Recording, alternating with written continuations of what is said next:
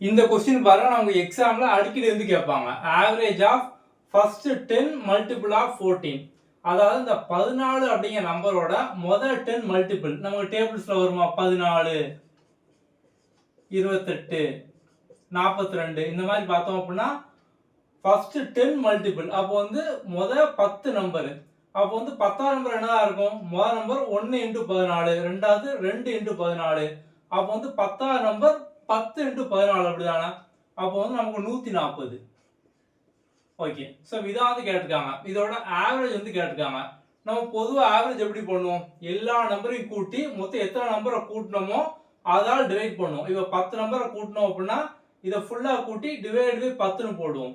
நம்ம அப்படி பண்ணாமல் இங்கே சிம்பிளாக பார்த்தோம் அப்படின்னா முதல் நம்பர் 14, கடைசி நம்பர் 140 அப்படிதானா? இதை ரெண்டையும் மட்டும் கூட்டுங்க. கூட்டணும் அப்படின்னா 154 அப்படி மாதிரி வருமா? ஓகே. இப்போ இதுல பாதி தான் பார்த்தோம் அப்படின்னா ஆன்சர். அவ்வளோதான், சிம்பிள்.